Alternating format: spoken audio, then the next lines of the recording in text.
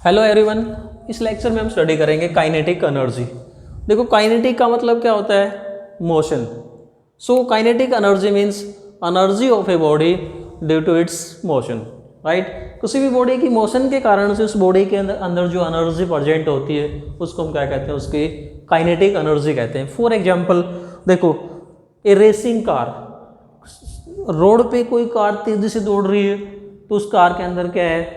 Kinetic energy है, right. उसी प्रकार से जैसे हम और कोई एग्जांपल लेते हैं, a bullet fired from a gun, a bullet fired from a gun, right, fired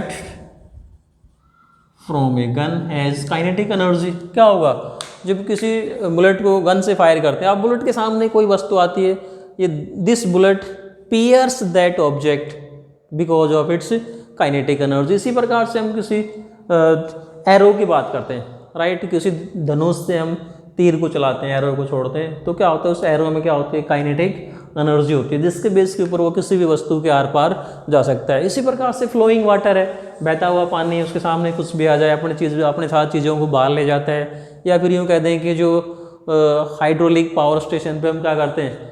जो फ्लोइंग वाटर है, राइट, उसको हम टर्बाइंस पे डालते हैं, तो वाटर की काइनेटिक एनर्जी के कारण से क्या होता है? टर्बाइंस रोटेट करते हैं। इसी प्रकार से फ्लोइंग विंड, बहती हुई हवा, जो फ्लोइंग विंड है वो काइनेटिक एनर्जी, और उस काइनेटिक एनर्जी के कारण से क्या होता है? पवन चक्की, आपने नाम सुना होगा पवन चक्की, right.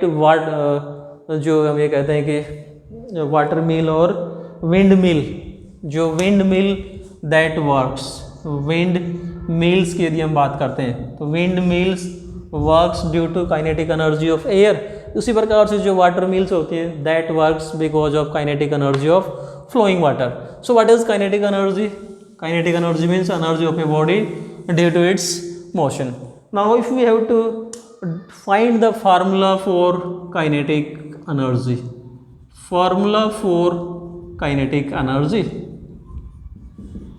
right, we know that if some work is done on a body then we say that energy is stored in the body, right।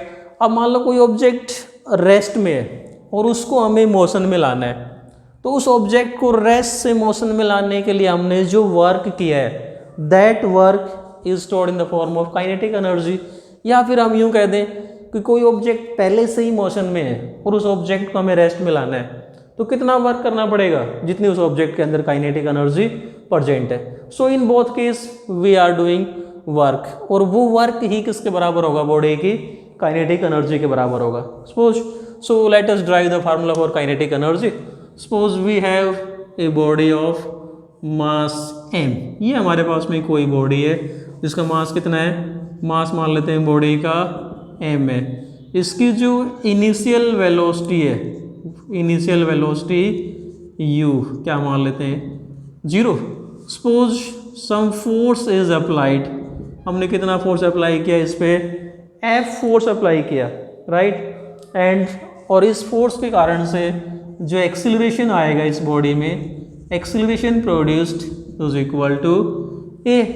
So we can write the force, what will be the force on this body? We can write we have applied force F is equal to ma. This is the applied force on this body, right।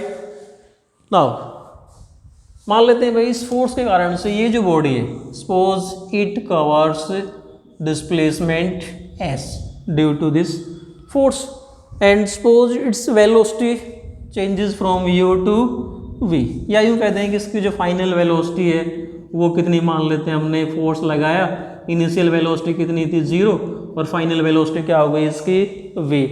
Velocity changes from u to v, then using the formula v square minus u square is equal to 2as। Using this formula we can write v square, u is 0, so v square क्या आ जाएगा?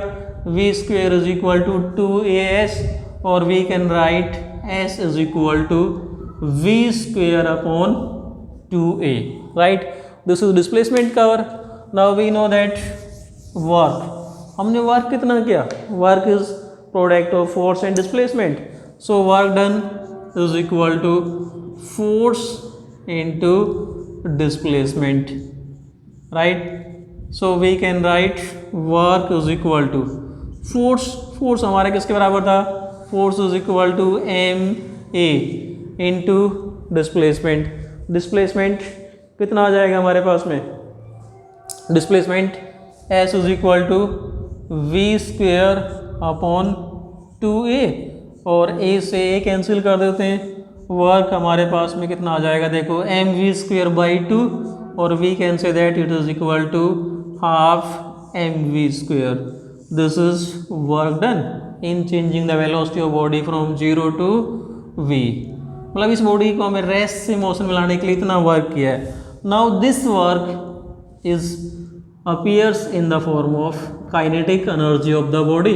So we can say that formula for kinetic energy is half mv square, where half number constant m is mass of the body and v is velocity, right?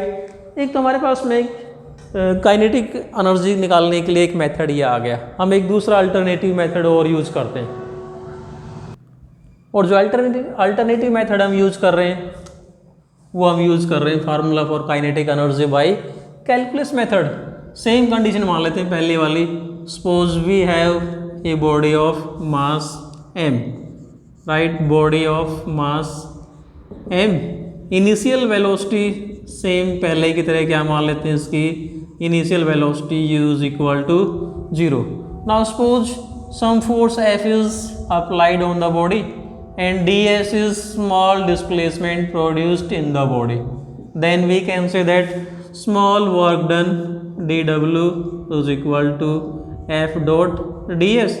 If we assume that force and displacement are in same direction, then we can write it as f ds cos 0, and we know that cos 0 is 1. So small work done f dw is equal to क्या आ जाएगा? f ds. If you assume that due to this force there is small acceleration a, right? Then we can write dw is equal to f is equal to ma. ये जो f है, इस f की जगह हमने क्या लिख दिया है? ma into ds. What is a? a is acceleration produced, right? Suppose dw is equal to m, a is acceleration. We know that acceleration is rate of change of velocity. If you assume that dv is small change in velocity in small time dt, तो acceleration की जगह हम क्या put कर सकते हैं? dv by dt into ds, और we can say that dw is equal to m. इस dt को ds के बटे में कर देते हैं, क्या होगा? ds upon dt into dv, and we know that ds upon dt displacement upon time क्या होता है? Velocity. Displacement upon time is velocity. So क्या आएगा हमारे पास में? dw is equal to m as it is. dw is equal to m as it is. ds upon dt, इसको हम क्या लिख सकते हैं? वेलोसिटी इनटू में क्या आ गया? dv. This is small work. Now if we calculate total work, then we know that small work से टोटल वर्क निकालना, तो क्या करते हैं? इंटीग्रेशन. सिंपल सा फार्मूला है, इंटीग्रेटिंग बोथ साइड. वेलोसिटी हमने कहाँ से कहाँ तक चेंज की है? 0 से लेके v तक. Then integration of dw is w is equal to m mass constant है. इंटीग्रेशन में क्या बचा हमारे पास में? v dv. वेलोसिटी चेंज की हमने 0 से लेके v तक. We know that integration of x dx, आपको याद होगा इंटीग्रेशन ऑफ x dx क्या होता है? x square upon 2. जितनी पावर होती है उसमें एक ऐड कर देते हैं, टोटल पावर से डिवाइड कर देते हैं, राइट? ये फार्मूला हमने लगा लिया. So we can write w is equal to m. v dv का क्या होगा? v square upon 2. Limit put करोगे 0 से लेके v तक. v की जगह पर लिमिट v माइनस में लोअर लिमिट 0. अगेन हमारे पास में फार्मूला क्या आ जाएगा? Work is equal to half m v square. This work appears in the form of kinetic energy. So we can write kinetic energy is equal to क्या आएगा?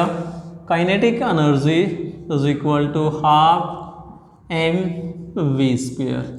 यहाँ से यदि हम kinetic energy और लीनियर मोमेंटम के बीच में रिलेशन निकालें, relation between kinetic energy, relation between kinetic energy and linear momentum. काफ़ी इंपॉर्टेंट रिलेशन है, बहुत सारे न्यूमेरिकल्स इस रिलेशन पे बेस होते हैं। देखो kinetic energy is equal to half mv²। We know that linear momentum क्या होता है, product of mass and velocity, right. यदि हम इसका स्क्वायर कर दें तो क्या होगा, p² is equal to m² v²। Now we have kinetic energy is equal to half mv²। यदि हम इस रिलेशन को मास से मल्टीप्लाई कर दें और मास से डिवाइड करें, मास से मल्टीप्लाई किया m² हो गया, मास से डिवाइड कर दिया, सेम फार्मूला रह गया काइनेटिक एनर्जी के लिए, लेकिन m² v² किसके बराबर हो गया, p² अपॉन में क्या आ गया, 2m। So this is the relation between kinetic energy and linear momentum. Kinetic energy is equal to square of linear momentum divided by twice of mass. तो ये था हमारे पास में concept kinetic energy and relation between linear momentum. Thanks and keep on watching.